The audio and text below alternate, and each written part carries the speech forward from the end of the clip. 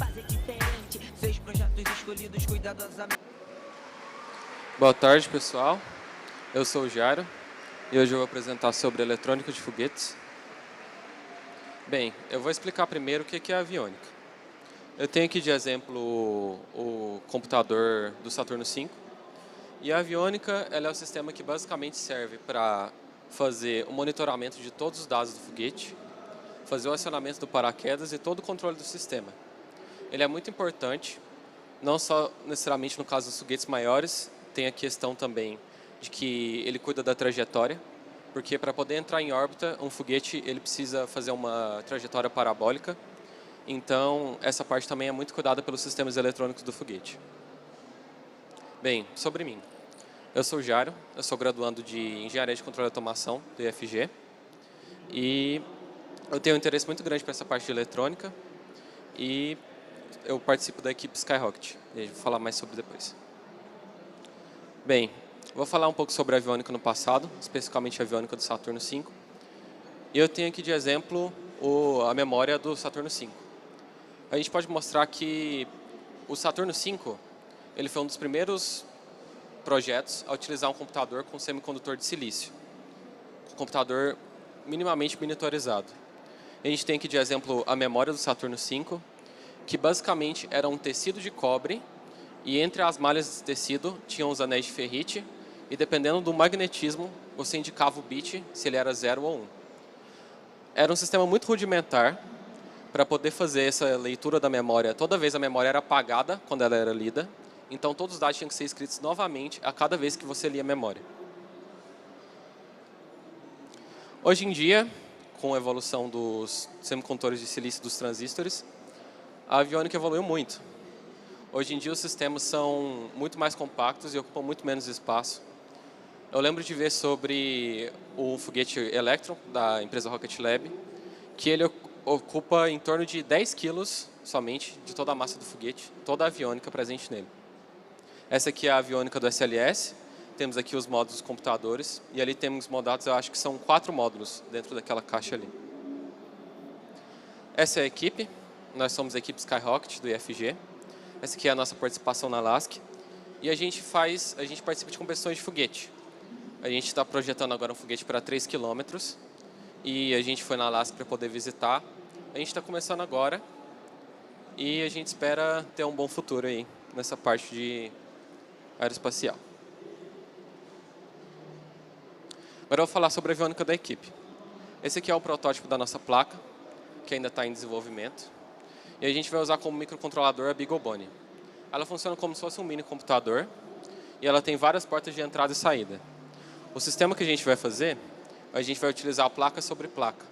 Nós vamos colocar uma placa por cima da BeagleBone e é nela que vão estar integrados todos os sensores. Barômetro, acelerômetro, a telemetria vai ser transmitida pelo módulo LoRa, que está aí. E a gente também vai ter um sistema de localização por GPS. O LoRa, a gente resolveu fazer a escolha dele, porque do jeito que a telemetria dele funciona, ele tem um alcance muito bom. Como é nosso foguete para 3 km e tem toda a questão também de para onde o foguete vai depois que o paraquedas é acionado com o vento, ele é um sistema muito bom para a gente poder utilizar. De barômetro, a gente vai utilizar o BMP-280, que é um sensor muito conhecido, então ele já é bem fácil de utilizar, já tem muito conhecimento sobre. Para o acelerômetro, a gente está pensando em usar um acelerômetro da Bosch. A gente ainda não decidiu. E para o GPS, a gente vai usar um módulo da Kecktel. Agora eu vou falar um pouco sobre o acionamento do paraquedas. O paraquedas, ele pode ter vários sistemas de acionamento. Cada um tem suas vantagens e desvantagens. O acionamento por mola, ele é um sistema mais mecânico e ele tem a complicação de que é meio difícil você fazer um acionamento elétrico dependendo da situação. É muito difícil você atuar aquela mola ali em alguns conceitos. Tem o sistema do paraquedas piloto, que a gente basicamente depende do arrasto para poder fazer o acionamento do paraquedas. Tem o sistema explosivo, por gás quente, que a gente usa um elemento explosivo mesmo, para poder fazer o lançamento do paraquedas. Tem o sistema ar frio, com cartucho de CO2, que é o que a gente escolheu utilizar. E tem o sistema em que você amarra um projétil no paraquedas E esse projeto foi lançado para fazer esse acionamento. A gente escolheu fazer o acionamento a gás frio, porque a gente achou que não é tão perigoso de acontecer um problema como no gás quente, e não é tão difícil de acionar como na mola. Então, a gente escolheu fazer o acionamento por CO2, que a gente achou mais vantajoso esse tipo de acionamento. Bem, agora eu vou falar um pouco sobre a história e falar um pouco sobre a Apollo 12, sobre os problemas que tiveram na telemetria.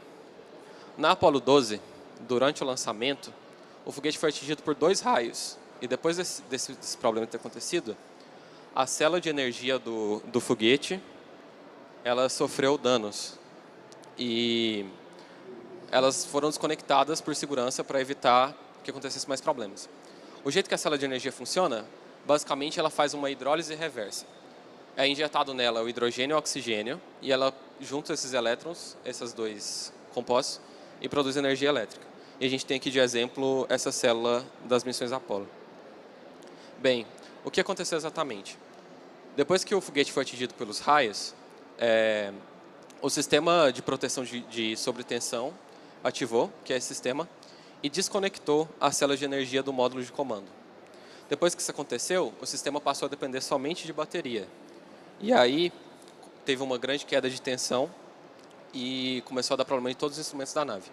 Esse aqui é um relatório da tensão do sistema, que estava constante, até ter o problema dos raios. Depois que tiveram o aquecimento dos raios nos 35 segundos do lançamento, teve uma grande queda de tensão até ter uma estabilização da bateria. Mas mesmo depois da estabilização, ainda não tinha energia suficiente para manter o sistema. Esse cara aqui é o John Arrow. Ele basicamente foi quem salvou a Apollo de mais desastres. Durante a missão, ele estava presente no sistema de desenvolvimento elétrico e de consumos. Basicamente o que aconteceu? Depois que o foguete foi atingido pelos raios, o sistema SCE, que é o sistema de condicionamento de sinais, ele recebe todos os sinais de todos os sensores da nave e transforma em um sinal de 0 a 5 volts para poder ser lido pela nave e ser transmitido para aqui para a Terra. Quando teve o problema da queda de tensão, o sistema não estava funcionando e os dados da telemetria estavam chegando todos bagunçados para o pessoal na Terra. Esse cara aqui lembrou de uma simulação que teve e ele lembrou como que seria a solução para esse problema. Nesse painel especificamente da Apollo, teria a opção, no primeiro switch ali, de trocar a fonte do sistema de condicionamento de sinais. Quando teve esse sistema de condicionamento consertado quando o sistema de condicionamento de sinais foi acionado para uma fonte auxiliar, que foi o que o cara disse para o pessoal fazer, o sistema foi estabilizado e eles começaram a receber a telemetria corretamente. Depois disso, eles conseguiram receber a telemetria e perceberam que as células tinham sido desconectadas pelo sistema de desconexão de segurança. Depois disso, tudo deu mais certo. Os astronautas ficaram até mais felizes e fizeram algumas piadas. Temos aqui o exemplo que eles falaram. O Pete, que era o astronauta que estava na missão da Apollo 12, disse: "Sugerimos que façamos um pouco mais testes para todos os climas." E o pessoal no controle disse: "Esse é um dos melhores simuladores, nem te conto." E o pessoal do comando de controle disse: "Tivemos algumas paradas cardíacas aqui também, Pete." Bem, esse foi um exemplo que eu dei sobre o sistema da Apollo e os problemas que tiveram. A telemetria é um sistema muito importante para os aviônicos. A performance do foguete e todo o que está acontecendo nele é transmitido nessa telemetria. E também para poder resolver os problemas que podem vir a acontecer, porque sempre vão acontecer problemas, é muito importante que esses dados sejam recebidos de forma correta e que eles consigam ser lidos pelo pessoal que está analisando. Bem, acho que é isso. Não tem mais muito para falar. Se tiver alguma dúvida,